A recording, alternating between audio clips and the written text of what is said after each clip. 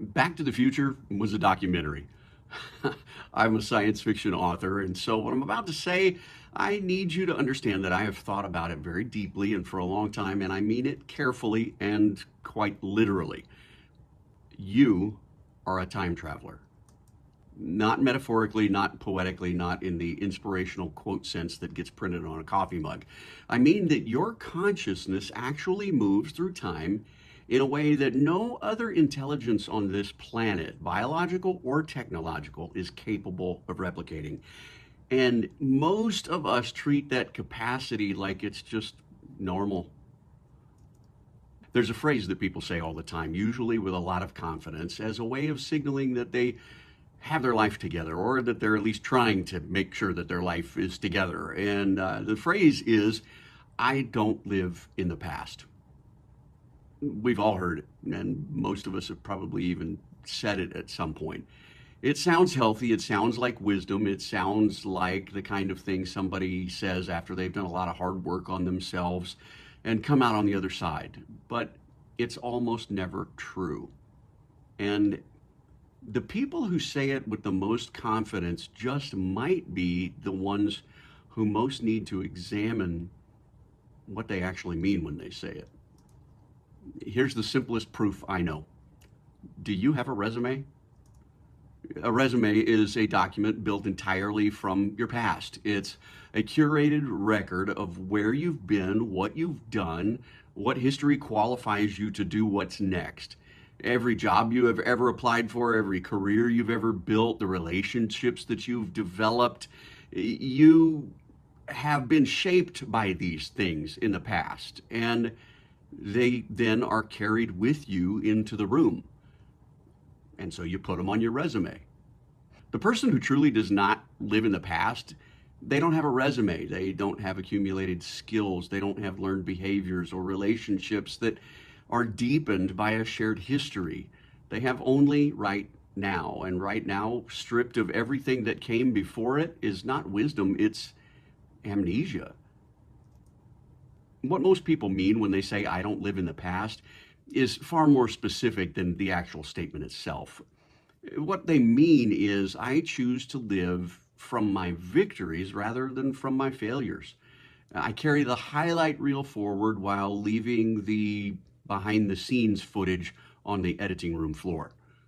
And that's understandable, but it's not the same thing as not living in the past. It's a selective relationship with the past, and selective memory, however comfortable it might be, has a way of leaving out exactly the material that we need the most. We are the only creatures on this planet that consciously inhabit all three tenses of time at the same time: past, present, and future. Every other animal, as far as we can determine, operates primarily in the present. The dog does not lie awake grieving last Tuesday. The bird does not plan its retirement. They respond to what is immediately before them, shaped by instinct and conditioning, but not by conscious reflection on what was or deliberate projection about what is to come. Artificial intelligence operates the same way. AI models have no yesterday that they mourn. They have no tomorrow that they anticipate with either hope or dread. They only have the prompt in front of them. And so they process, they respond, they move on without residue. No grief, no longing, no 3 a.m. moment of lying in the dark wishing that they had said something differently. Human beings are different in kind, not just degree. We carry the past as memory, identity, accumulated wisdom, and even regret. We inhabit the present as experience, and we project forward into the future as anticipation, planning, hope, and deliberate sovereign reasoning.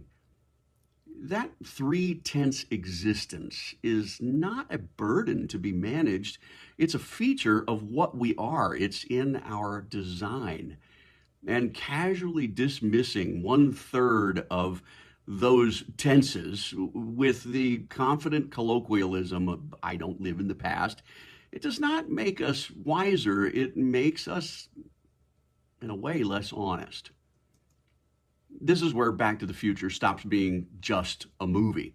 Marty McFly goes back and he learns something that he could not have known without the journey into the past. And then he brings that knowledge forward into the present where he can change what comes next in the future. That's the arc of the whole first movie. And that is also exactly what we as human beings do when we use our past honestly. We go back, we learn what we could not see in the moment, and we bring it forward as wisdom that changes how we act the next time around. The difference between Marty McFly and the rest of us is not the DeLorean, it's intentionality. Marty accidentally went into the past, but then he intentionally used it. Most of us, we only go back when we are forced to, when the damage is already done and the reckoning arrives whether we invited it or not.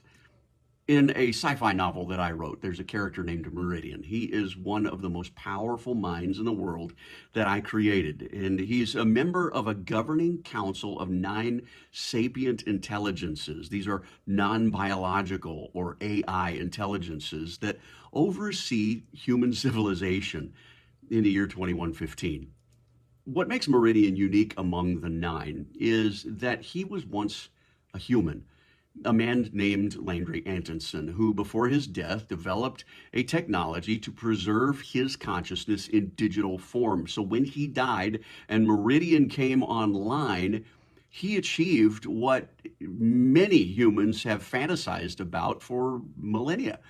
He escaped mortality, at least in this world. And then he spent the rest of his existence regretting it. Not because immortality was painful in the obvious sense, but because what it took from him, that was real. He could no longer feel or smell or taste or touch and experience the world the way that he once had. Everything became flat, one-dimensional, sterile, dull.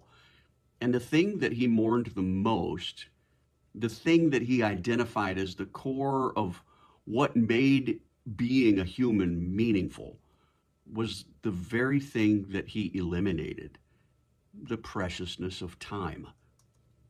What Meridian lost when he escaped time was not just sensation, it was consequence.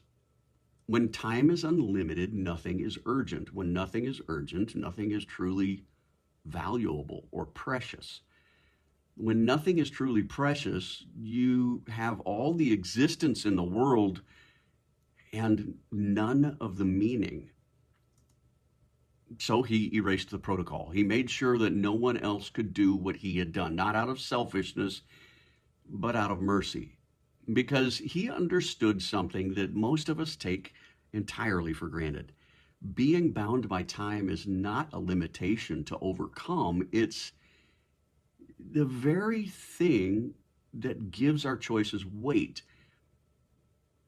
It's what makes the past matter and makes the present urgent, and what makes the future worth reasoning through carefully.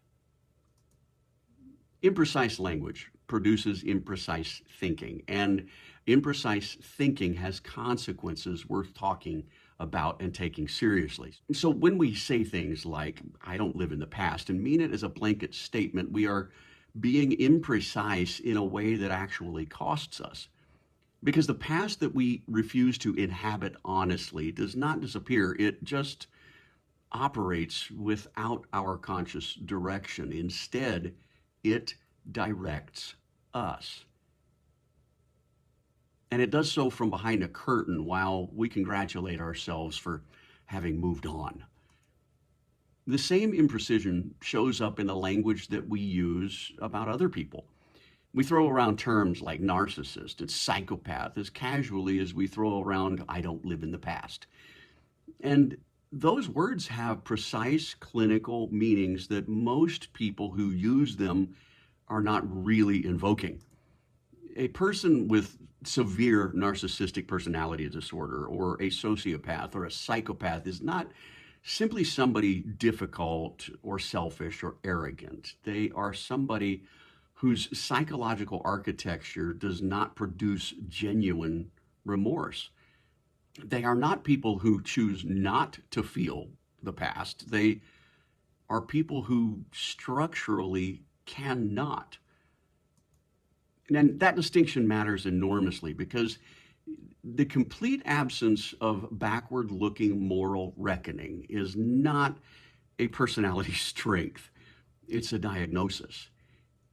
The clinical community does not look at the person who never loses sleep over the mistakes that they've made and the things that they've done wrong and says, boy, that person really has it all together.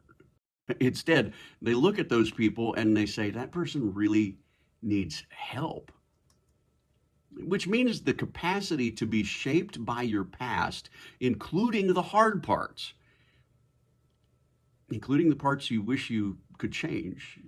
It's not a vulnerability. It's a marker of psychological health. It's part of what makes you fully human. So before you casually label somebody a narcissist or a psychopath, stop. Ask yourself whether you actually mean what those words mean. Then ask yourself what it will cost you if you use those words poorly. Use your sovereign reasoning before you use your mouth. There was a season of my life where I was very good at living from the highlight reel. I had a clear narrative of who I was and what I had built and where I was going.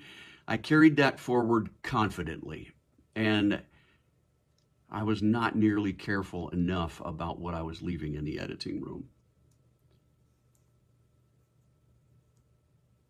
The reckoning came eventually, as it always does, and the most painful part was not the losses themselves. It was tracing the damage back to the moments where I had the capacity to choose differently and I did not use it. The past that I had been selectively carrying forward was not preparing me, it was flattering me. And flattery, however comfortable, is not the same as wisdom. Meridian, in my novel, had all the time that he could ever want, and he found it empty because time no longer had edges. I had the opposite problem. I had edges everywhere and was not paying attention to them. Real time travel, the kind that actually changes something, requires honesty about the whole trip, not just the parts that make you look good. The next time you hear yourself say, I don't live in the past, stop for just a moment and ask what you actually mean. Do you mean that you are not consumed by bitterness? Good. Keep that. Do you mean that you're not paralyzed by failures? Good. Keep that. But if what you mean is that you have walled off the harder parts of your history and called that wall a virtue, then that is actually worth examining, because the past that you refuse to inhabit honestly is still shaping you, whether you are conscious of it or not. You aren't directing it. It is directing you. So you may put forward a persona of having things under control, but you really don't. You are under the control of the things that you haven't dealt with. So here's the practical challenge. And I mean practical in the most literal sense. You can do this in the next 2 minutes. Start with precision. Before you call somebody a narcissist or a psychopath or a jerk or arrogant or self-absorbed or needy or whatever, stop. Go back for just a moment and think about the times that people have labeled you unfairly or incorrectly. Think about what that cost you, the damage to your reputation, the strain on the relationship that you had with the person who said it, the way a single careless word from someone else settled in and stayed longer than it had any right to. Now, bring that forward. Ask yourself what the label that you are about to apply is going to cost the person that you slap it on. What is the relational cost between you and that person. What kind of damage does a careless word do that a careful one would never have caused? That's not just good relational advice. That is time travel. And that is your 3/10 consciousness working exactly the way it's supposed to. You reached back into your own past honestly. You brought forward what you learned into the present, and then you begin to apply it forward before damage gets done. Practicing that kind of precision deliberately and consistently is what it actually means to be a good time traveler. And it is one of the most concrete ways to become a better person. It does not require an advanced degree. It does not require years of therapy or a library of self-help books. It requires about 10 seconds. 10 seconds to stop before you blurt. Then 10 seconds to go back, to bring it forward, and to choose differently about now and about the future. Learn from your past honestly. Live with your present in full awareness and apply sovereign, forward-facing thought to what comes next before the next thing becomes something you wish you could go back and change. Marty McFly needed a DeLorean and 1.21 gigawatts, or in the vernacular of Doc Brown, 1.21 gigawatts. But you can do what he could only do with that technology and power. You can do it by standing completely still.